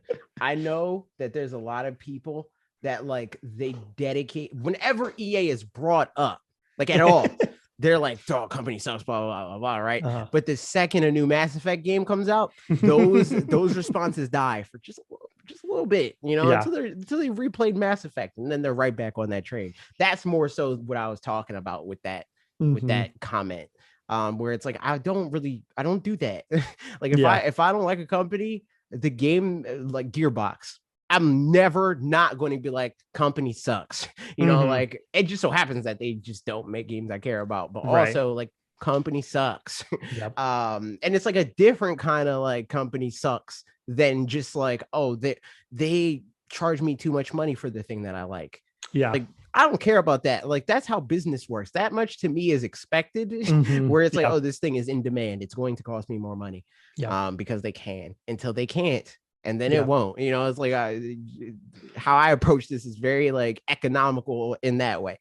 But with Gearbox, it's like, oh no, these are bad. It's bad people. Like they're treating other people poorly. I mean, the way they treat their employees is almost the most important thing. We're like, even Nintendo, it's like Nintendo, it's a business. Like they don't care about me. Like as much as it feels like they might sometimes, they don't. And that's fine. And I mean, I wouldn't even necessarily put it like that. It's not like that they don't actively not care about you. Right. They just care about money. But even then, like at least they do seem to respect their employees more often than not. Like you'll hear some horror stories, I'm sure. Like I read some blogs from I think I know who you're talking about. Kate, she used to work for the Treehouse. Yeah. No, I don't think it was Kate. It was someone else, but it was Kate Casper. Yeah, it's Katie Casper. That's her name. Was it her? Or at least the one that I read. And she wrote some blogs about like a manager she worked under at Nintendo. Okay, yeah, no, this is something else. Gotcha. But she worked under this manager, and he just flat out sucked for like from like 2013 and 2016 or something like that, or 2017. I don't know. And like, thankfully, that sounds like not a common occurrence, but like obviously that still happens within a global big corporation. Right. But in general, we know that like crunch just doesn't happen at Nintendo. Their average work hours are like 41 hours a week or something like that, which is like, cool. That's awesome. So like, I'm happy with buying things from them because like, even though I know that if they're selling a game that I think is too expensive or whatever, it's not because they think they can get one over on me or are helping me out in any way, one way or another. It's literally just because, like we talk about all the time, they're just going by market stuff. They have market analysts that are like charging this because people are paying it. And that's it. Yeah. Like, exactly. I can't change anything about that. They don't have a gun to your head and be like, buy my game. They're like, yo, clearly the world says that this game can be purchased at this price with little to no friction. Yeah. So that's how much it costs. And basically, I feel like a lot of things in life for me are like, would the person in charge here be a good hang or not? And like, I feel like most people at Nintendo feel like I could hang with Doug Bowser, and like it would be a little awkward probably, but it would generally be like a fine time, whereas hanging out with anybody from, what is this guy's name? Kodak Randy. Randy. But I'm talking about the Activision that's dude that keeps getting $100-something million raises. I don't even know his name, but yeah, that guy. Bonuses. There is no way. Yeah, I would have a terrible time. Like I've met people not as rich as him, like him, but like, with that kind of a personality type, and I don't like it. So, so I think a lot of stuff like that for me is, if I bring some other, I can still let myself enjoy some things from a company that I don't really like, because I can also see that the companies I do like, they're not like infallible or anything like that. Otherwise, that could all topple over off the pedestal, and that would suck. Depends on what the thing is for me. There's certain deal breakers where I'm like, nah, man. Oh, totally. Yeah. That's nope. And it also depends how close it is from the top to the product, where like a band, for example, or an actor or a musician or whatever, where like if they're representing, if it's just them, like they're a sucky person, but they're great at playing that character, I can't. Like I wish I could separate those kinds of things sometimes, but I have a lot harder time when it's like, no, the person that's those things is the same person. So sorry about it. But when I know it's like, it's a big dev team that worked on this stuff, and the product is actually, like Activision Blizzard may suck on one, like, the guy you mentioned or whatever, that guy sucks, but like the team that made, but there's hundreds of other people that made, exactly. And the people that made Tony Hawk Pro Skater 1 and 2, this is probably all right. Do that, man. They're just clocking in and clocking out. So I don't know. Those are my thoughts. I know that was more than anybody wanted to ask. Maybe not. Maybe not. Next comment, Mr. Thug Bunny, which I love that name. It's great. Give me a fight night and NBA Street, and they will take all my money. I think this weekend will absolutely be an NBA Street weekend. Thanks for the reminder, AJ. Yo, I wish I could do that. I don't know where my NBA Street is. But NBA Street is hype, dude. Which is weird, because again, I don't care about sports, but for whatever reason, Mario Sports, freaking NBA Street, NFL Street, less so FIFA Street, but FIFA Street is still fun. Those games are fun, man. I mean, I think whenever you put the gameplay of the thing first instead of the realism of it, you're probably doing a good job at making a game. Because realism, and especially things that I don't care about, makes me care about it less. But if it's like, yo, I just freaking got a touchdown because I ran on the wall and the guy missed the tackle and he ran into the wall. Hype. You're not doing that in the Super Bowl. That's I think more people doing those kinds of things like that. That's what makes Mario Golf fun, and like, et cetera, et cetera. Steven said Virtual Pinball, Dungeon Keeper, Sim City, and Dizzy are the ones that immediately spring to my mind. Dizzy isn't happening and wouldn't be happening even if EA hadn't just acquired Codemasters. Management Sims. What is Dizzy? I don't even know. Look that up while management sims are going through a bit of a resurgence, which makes both SimCity and Dungeon Keeper not feel as necessary to revive as they used to, or more likely, I would argue, because if they're just following the hype train, then they're following the hype chain. Maybe not. I don't know. But maybe not as necessary, but maybe more likely. Virtual Pinball, though, exists in a niche that just isn't being catered to. Its USP was the ability to build your own tables, which none, and then either the comment ends or we stopped copying it. I'll go check. Dizzy is a series of video games created by the Oliver twins and published by Codemasters. It was this resolution's too high, dude. I can't read that. It's freaking. It was one of the most successful British video game franchises of the late 1980s and early 1990s, originally created for ZX Spectrum and Amstrad CPC. The series appeared on multiple home computer and video game console formats. Mm-hmm. It doesn't. I don't know what type of game it is. Though. Adventure platformer puzzle arcade. Interesting. Latest release. Apparently, there is a new Dizzy game. It came out in December 2020. Oh, called Wonderful Dizzy. What? Wonderful. I mean, I've never heard a thing in my life, but like same. Oh yeah, Wonderful Dizzy. That seems to be a thing. Weird. Maybe it's not EA anymore. Wonderful Dizzy. I'm looking it up. Also, I'll finish reading the comment because I copied the rest of it now. Its USP was the ability to build your own tables, which none of the current crop of pinball sims are offering. And it not being 1993 anymore means that it could actually feature online table sharing. Oh, that's a good point. Online creation's a thing now. So like, yeah, it could happen.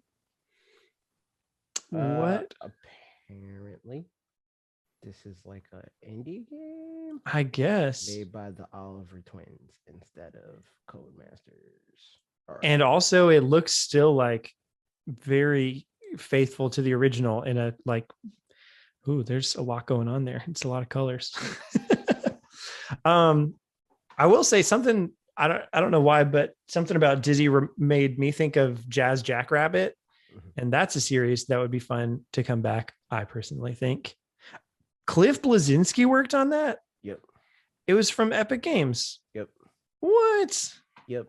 That's the only reason why I even know what that is. I've never played that, but I've heard him talk about it. What? Okay. Yeah, I just remember playing it at friends' houses and it was fun. Like, also it'd be great for online play and like, because it's, multiplayer kind of thing. Or man, it's been so long since I played it, but in my memory, it's kind of within the Worms sort of family, just not like turn-based in the same way, but yeah, just that it's like two players and like you're going around platforming and trying to, it's pretty different from Worms, I guess, but whatever. Reminds me of it in any case. So yeah, good thoughts, Stephen. I didn't know what most of those things were, but now I do. And if they came back, that would be a neato, as they say. I agree. They say that, right? Somebody says it. Any closing thoughts? Daddy-o, but then he stopped. He said he was going to say it every episode, but he didn't. Way to go, Will. Why? How dare you, Will? You lied to me. To my face. Right to your face. No closing thoughts. EA, no closing make thoughts. The video games that I want. Yes. Other companies, I'll come for you at a future time. Well, cool. Q&A time, y'all. Let's do this Q&A. Ask these questions. Answer those questions. First, YouTube community. I did a poll and asked people whether or not they're buying Mario Golf. 15% said they're picking it up or picked it up this weekend. 13% said they're definitely going to buy it later. 34% maybe they'll get it on a sale. 22% not interested at all. And 15% said I like turtles, because I gave that as an option. Does this preclude you from the other options? Well, let me tell you this. Specifically, the Nintendo Explorer said, that's a hard one. I'm definitely getting Mario Golf, but I also love turtles a lot. And Brandon Hagen, hey, Brandon, said turtles, duh. So, yes, good stuff, everybody. Let's see. You picked I like turtles. I'm expecting you to donate your $60 to Sea Turtle Foundation. That's right. Maybe if you only like land turtles, then you're a terrible person. Land turtles are fine as far as I understand it, but the sea turtles, they're not doing great.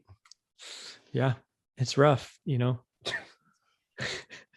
I'm just thinking Mr. Turtle's my father. That guy. Yeah. What a time. Tough. Matthew Krause said I'd pick it up for like $10 to $20. Wow. Banjo Bob said, yeah, that's steep. Also, I mean, great, cool. Best of luck finding it at $10 to $20 because it's I truly don't know that it's going to happen. Hey, ever? Maybe Nintendo Selects. You're definitely not finding it for $10. I can guarantee you that. Yeah. But $20 maybe on Nintendo Select. Yeah, if they do that. Oh man, honestly, if they do Nintendo Select at some point, like obviously they're trying to do their life cycle just differently than they have in the past. So it seems like it's going to be a while until it happens. Dude. They're like, yes, people are still buying this for 60. Bet. Yep. We're charging you 60. But that Nintendo Select is going to be like, I don't just a lot of great game. Like it's so many things are going to happen. You know what I mean? Like it's going to be like whenever, like how some people get mad at PlayStation Plus games. Where it's like, I already bought this one. Yeah. But like, man, imagine getting into the Switch at a time where Nintendo Select is around and you can get Breath of the Wild and Mario Odyssey and all that for like $20 each. Yeah, like, but insane. by the time that happens, Breath of the Wild 3 is going to be out. That's true. Smash Brothers Ultimate 2. Yep. Banjo Bob said, picking up Tony Hawk Pro Skater instead. Nice. Yeah, honestly, I mean, you know, not every game's for everybody, and it's a solid choice. I'm enjoying it a lot. So, no, not Hector said, I wasn't sure how it was. What did you do combining? With Hector? I was like, no Thector. No Thector. Said, I'll buy it on sale. It's not worth full price for me. Plus, I got Legend of Mana, and I cannot stop playing it. Legend of Mana is a kind of everybody's different, man. This would be a reverse comment for me. Yeah, I'm not gonna lie. I mean, but then again, I wouldn't buy Legend of Mana is on sale either. Yeah, that's true. Yeah, I would probably but buy it on sale. Yeah, I mean, I probably wouldn't buy it right now anyway because I've got other things to play. But like, I could buy Legend of Mana on sale. Yeah, I mean, maybe I don't know.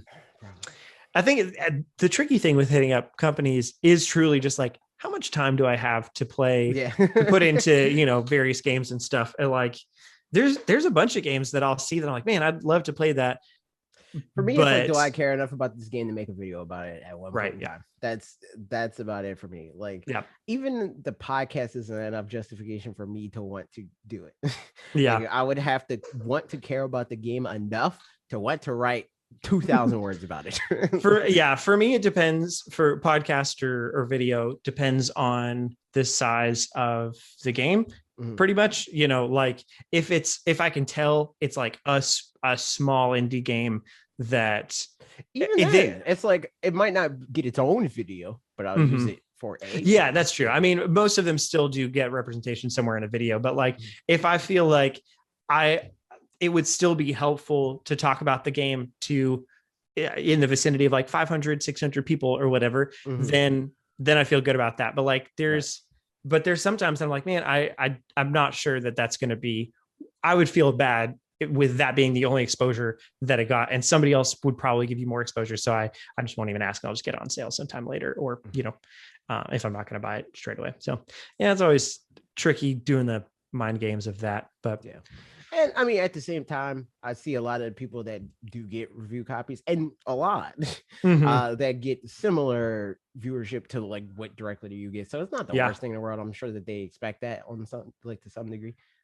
For some of it to like not necessarily be like quantity but quality, like the people that watch it are like dedicated to the thing that's being made, even if it's not like a ton of people.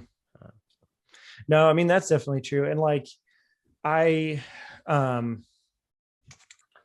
generally will say too, even in that, like when I'm asking for it, I'll be like, here's, you know, I'd love to request this game if you've got copies, whatever. I'll definitely be talking about it on a podcast that gets about this viewership, and then probably will include it and we'll look for a video to be able to include it in at some point, but, you know, never specifically say, or don't say like at launch or something, but just like at some point we'll want to make a video on it, unless I know, like when I asked for Immortals Phoenix Rising or whatever, I was like, I'm going to make a video straight away on it. So because I know that it's something I'm interested in, and that also, we have people, I think, Breath of the Wild and all that. But the other thing for me is like, it's a little bit easier now and just generally because I've been doing it longer.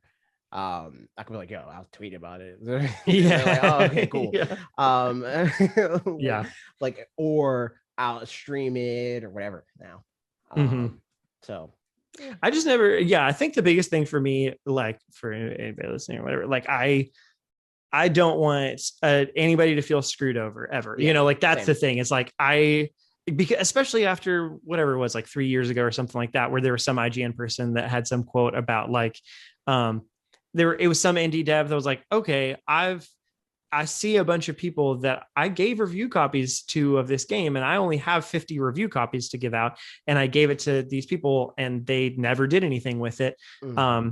Which I will say, if it's because like that was a bad game and the person played it and didn't like it at all and didn't want to give negative press, I get that. But then somebody at IGN said something to, and I generally like, I feel fine about IGN, at least like specific people there. I can't speak for the whole thing, but someone was like, I asked for review copies just for like game library purposes. And I was like, ooh, that's nasty. That's dirty. Especially like, sure, if it's like a big corporation that has just tons of them, whatever, Even like it's nasty. I put, and I talk about this, I put more, and that's kind of what I was talking about before, where it's like, if I'm not going to make a video about it, I rather let other people get that review copy or whatever. Yes, right. I put more thought into those games than games that I buy, because like games that I buy, I have no obligation to nobody but me. It's like, okay, I paid the $60. Yep, you haven't made a Yu-Gi-Oh game for me. I mean, like, I don't have to justify that to anybody.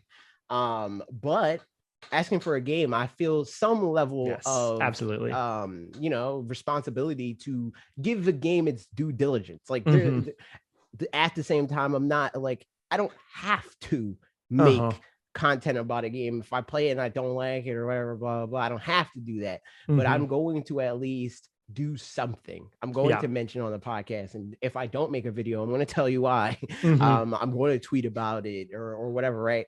But at the same time, that doesn't always even mean like, or definitely, it doesn't mean like just saying it's blatantly good. Like I remember playing, I got a review copy of Gleamlight last year, and that I was like, you can buy it if you like this, that, and this, but otherwise probably don't buy it. And there's a lot of games like that too that I've gotten and I don't really like. Nintendo freaking sent me Travis Strikes Again, and I was like, I don't like this game, and they still send me more games after that. So that, for any company that is respectable, that's the expectation, is like that you play it, you give it a fair shake. If you like it, you talk about that. If you don't, you talk about that in a fair way, and that's fine too. And actually, that's a good point. Even that, like the Gleamlight thing or whatever, like talking about a game that you don't like, but saying what the redeeming qualities could be if you're somebody who likes that, which is always like, that is the sucky thing about review numbers as well, is that in the same way that a 1's a 5 and a 5's a 1 and all that, if you were to rate just a standard JRPG, I would give it a much lower score than you. Absolutely, because it's just things that you just don't enjoy it, and I happen to enjoy. And so like, even if that were the case, like I didn't know what I was getting into with this specific franchise, and then I started playing, I was like, ooh, this really isn't my bag. I could still be like, I didn't really like it for this reason, that reason. I wish they'd done this different. And but if you like this other thing, that's why the videos that we make, and even when it's JRPGs or whatever, right? I could still review a JRPG game and still give you an idea of if it's good to you or not. Because it's like, I don't like it because it's a JRPG, but it's a JRPG. So if you like those, man, it fulfills the promise that's there, and that's what matters. Speaking of which, everybody go play Bravely Default 2. It's really good. And I added it to my, like you said, I tweeted out some games today that I got caught up on my games I've completed this year. And that was one that, man, like, that game was so good. That's the thing, I was about to send Parker a passive aggressive email being like, yo, I sent you this review game and I didn't see a tweet. Yep, man. So I don't know how we got to all of that, but that said, not Hector. hopefully it goes on sale for you. During Q&A, this is the part of the show where we talk. Oh yeah, whatever we want to no talk holds about. barred. I don't know what no holds barred means, but I'd say it because no holds barred. That's what it means. Brandon Hart said, I surprised myself during E3 when I got excited for Mario Golf. Yo, you should make a video being like, Mario Golf surprised me, and make a face like yep. Photoshop. And like that said, back into some inside baseball, I am always very curious, like, what are the things? I mean, YouTube's not being super friendly these days, but like there are things that seem like they would elicit like stronger responses from people, I guess, but I truly don't. It doesn't seem consistent. And I don't always know. Like sometimes it's like, why that one though? Yeah. It's interesting. It's usually the ones that don't feel like they would. Yeah. Like, I think not all the time. There's sometimes, usually for me, it's the thumbnail that has me like, this is going to be a banger. That's the only time that I know a video is going to do well, is if the thumbnail is very good. But the video itself, there's a lot of times where I'm like, I made this video. It was like a last minute idea or whatever. It may or may not do good, and then it does very good. Or it's a video. It's like, man, I put the freaking half-hour long videos and stuff like that. Yeah, I go into those knowing they're not going to do good, because they're not going to do good. But like, I made them because I cared about them. Yeah. And those are usually the ones that don't do well. Yeah. I mean, and the thing too is like, I mean, definitely it's like thumbnail and title is what makes a video do well. And the only exception being, I think the content of a video has to be so good that people are like, will want to just share it inherently, because like I watch so many videos that I'm not going to share 99% of videos that I watch. If I share a video, it's because I'm like, here's the thing, everybody video needs to doesn't know matter this. as much in the same way. Like, if that is like the leading statement, it's like the thumbnail and the title is very good. That doesn't matter for sharing. That matters for like traction on YouTube. Right. YouTube's like, oh, this thumbnail was algorithmically like, it's perfect for that. It was made by an algorithm, clearly. So let's share this around. Like, I keep getting Bob, even, I don't know if Bob watched any of this video, but he keeps getting the suggestion for this iCarly video, and I too am getting the same suggestion. Oh, is it the Jordan Fringe one? No. Oh, a different one. Okay, that's never the mind. thing. I can't, because I'm subscribed on the fanatixfour channel. We're subscribed to Jordan Fringe, but it's some random iCarly video. That's like, I binged, in the like iPhone type. I binged iCarly. Like, that's what the video is called. I'm like, why are you recommending me this video? And I saw Bob got to say, and it's because the thumbnail's good. The title's good. A lot of people are watching it. Yep. The algorithm's like, you probably care about this video because a lot of people do. Yep. Yeah, it's a crazy time. So I do wish YouTube and algorithm and stuff was just a little bit less of a factor. Heavy-handed. Yeah, because like,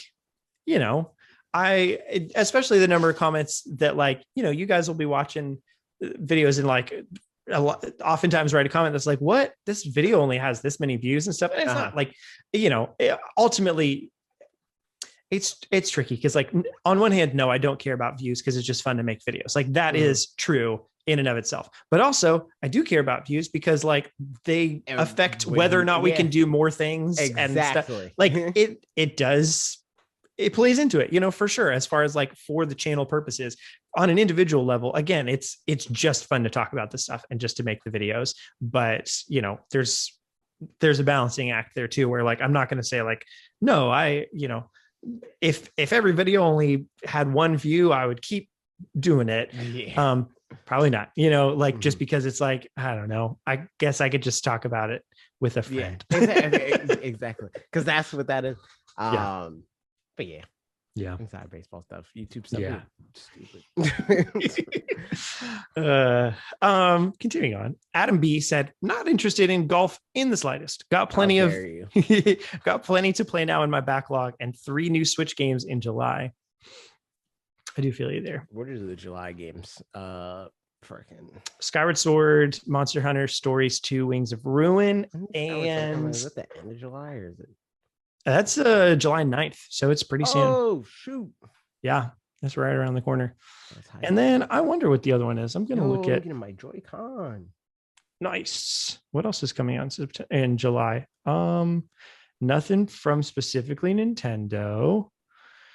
Release date. I'm looking up on the eShop thingy. Coming soon. Let's take a gander. Why don't I'm not gonna, I don't really care. Ys 9. I'm gonna say it's Ys 9. I don't really know, but that's my guess. Based on the fact that I'm also guessing that the other ones are Skyward Sword and Daniel. I don't know. It could be a bunch of these. Man, there's a bunch of games coming out in July. Skyward Sword, the other one that I just said, Monster Hunter Stories 2, but also Ys 9, and what else did I just see? Chris Tales looks pretty cool. And Samurai Warriors 5. I don't really care about that specifically, but cool. The Great Ace Attorney Chronicles, Neo: The World Ends With You. And that's it. Okay. I mean, there's a bunch of other smaller ones, but that's what everybody wanted, was me to just look at a list of games and say some games. True, this is the most requested of all time. I was DMing Daniel.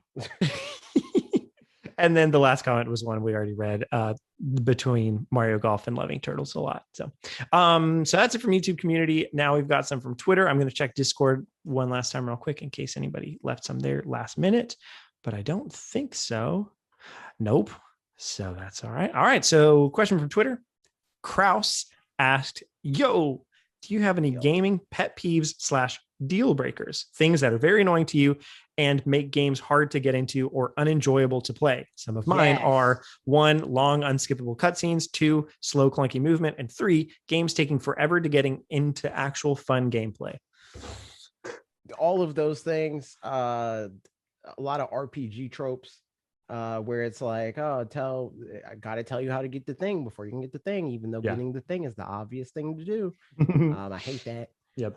I hate when grind is like used as the challenge or whatever. Not even necessarily challenge, gotcha. but like it's poised as like the enjoyable thing, rather than the thing that you do as you grind being inherently like battle being fun and having cool exactly. mechanics. Bob was streaming yesterday and he was talking about Pokemon clones, and I was like, yo, but like I just want a Pokemon game that's fun. Because that's one thing that like the whole of the experience ends up being some version of fun, but battling in and of itself, the act of battling is not fun, because you're just going through menus, and going through menus is not fun. But because the sum of its parts is like, oh, I pressed that thing on the menu, and then the cute little monster thing shot a thing at the other cute little monster thing, then the bar went down, and then it made a noise and dopamine. It was great. That results in fun, but it's not fun in the same way that like a game that's like, oh, I jumped and then the guy jumped and then that was, that's like a very different, more like tactile sort of fun. And I just want a Pokemon game that's fun. And that is another pet peeve of mine, where it's like games that are designed like that, where it's like their whole thing is like, though some of its parts is fun, but each individual thing you do is not fun. That's strange. How would you respond to Animal Crossing in that regard then? Because I'd almost say that Animal Crossing, some element of that is the same. Yeah, like Animal Crossing, I feel like it's easier to it's definitely not fun in the same way. But Animal Crossing feels better to me because the fun extends outside of the game. Like it's not just, I don't expect the game to fulfill itself within itself. It's like, yo, I got this thing and it looks great. Look, friends, yo, you did get that thing and it does look great. Sick. It's like, it wasn't fun getting like building the YouTube studio. It was like fun thinking of that and being like, yo, this is gonna look dope and blah blah. Yeah, and I got the thing and it looked dope, and I shared it with my friends, and my friends were like, yo, it looks dope. That again, it's fun. And I can start and stop that, and I'm done, and I dust off my hands and everything's good. I mean, I guess to some degree, just the creativity in general, like Right. Legos in and of itself. I mean, it is pretty fun putting a piece on another piece and stuff, but it can also get tedious. Right. But like the coming up with the like, oh, I'm going to build a castle or whatever. Like it's fun to use your brain just in general. So like, I guess that the main reason to me why the active playing RPGs is like a bigger factor, and like like the fact that I'm pressing the thing on the thing and the thing happens and that you know, the reason why that's like actively like it's not fun and I hate that is because it's math. Like Animal Crossing is like kind of the opposite of that, where it's like the you're moving stuff around and blah blah, but my island looks nothing like yours, and the chances that it will look like yours are very low. Yeah, right. And that's the fun of it, you know. It's like individuality. It's a good thing. It's great. Yeah. I mean, for me, like, I mean, I do like RPGs and stuff, but the thing that does come with a lot of RPGs that is a pet peeve of mine is the long unskippable cutscenes, for sure. Or honestly, it's not even unskippable. Like, a lot of times you can skip the cutscenes in RPGs or whatever if you want to, but you probably shouldn't. You know, like they do so give like, context. They're skippable in function. Yes, but not in like the grand picture. You know, like it's like the game is unplayable if you didn't see the cutscene. Yeah. So that's, you know, that was definitely a thing. And like I enjoyed playing Xenoblade Chronicles 1 and 2, but they have some really long cutscenes at some parts, or just like a lot of cutscenes, even if they're not super long in of themselves. And so that's the thing that's always, that I'm just not as big of a fan of, because like, I mean, I've said this before, but like, you know, I'd be playing and then, I'd finish a gameplay session and a cut, or like, you know, I'd be playing and then it's like, oh, a cutscene starting. I'm like, actually, I'd better go to bed now anyway. I'd turn it off. And then I turn it back on the next time and it'd be like, oh yeah, we're at the cutscene. Yeah. And then I'm like, I guess we're going to do this cutscene. And then I play for 10 minutes and then I got to do something else. Yeah. And that was the cutscene. That was the whole gameplay session, was just a cutscene. I'm like, looking at a cutscene. And kind of on the same like line of thought as what I was saying before, it's like, and what you just said, like a game's design not showing me how to play the game is a huge pet peeve of mine. It's like this whole medium is designed in a way that you should be able to teach me how to play your game by playing your game. Yeah. Like the fact that I have to read as much as I do in an RPG to even have a baseline understanding of the RPG. And it's like a thing that is like a point of criticism from the fans. Like people give Bob crap, which whatever. People give Bob crap because he doesn't like reading either. He's like, yo, I'm not playing this game to read. Yeah. So like whenever he skips a cutscene, and then they're like, yo, you don't know because you didn't read the cutscene. It's like, yeah, but that's not a Bob problem. That's the game designer's problem. You should be mad at them. Like the fact that I need to watch this cutscene to understand the video game on a gameplay level, I get like, I don't know who this character is. It's like, yeah, because you didn't listen to them introduce themselves.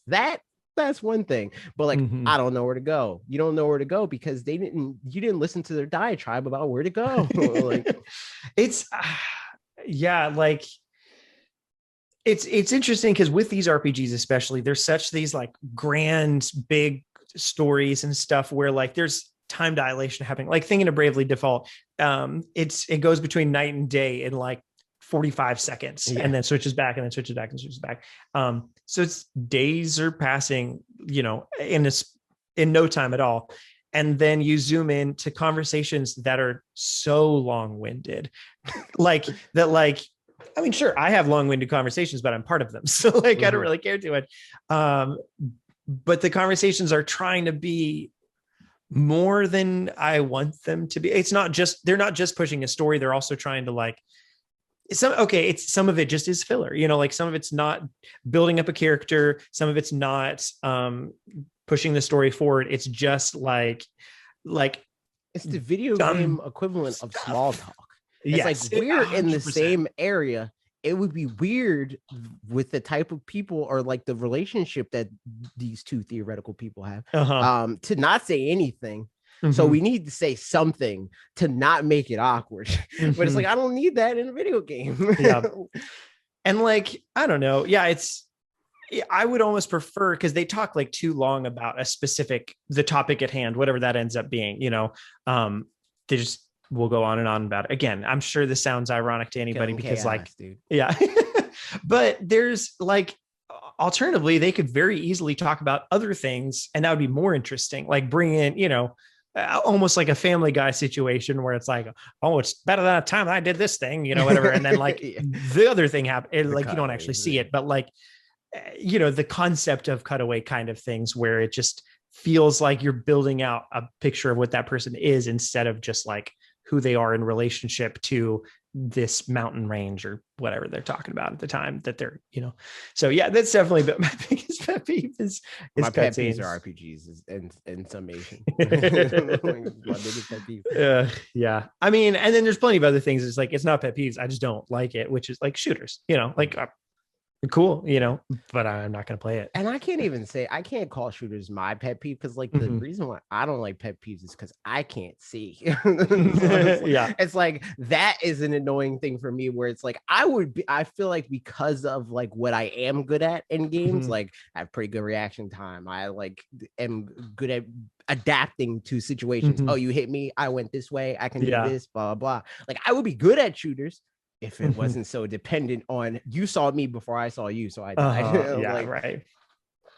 But that's the fault of my retina, not the video game. So I can't really put that in the pet peeve category. But a pet peeve of mine is when people listen to the whole podcast but don't just feel so happy about our appreciation of them, knowing that we appreciate them listening to the whole podcast. You know what I mean?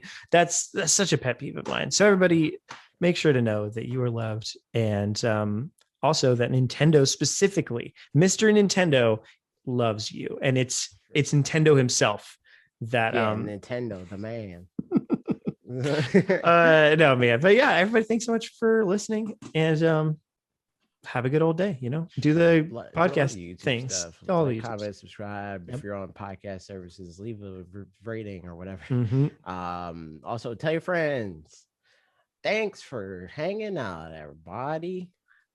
I'm freaking trying to end the thing, but it's weird. It's weird now because get ready for a robot lady to tell just us recording has ended. There's my mouse. Okay, goodbye.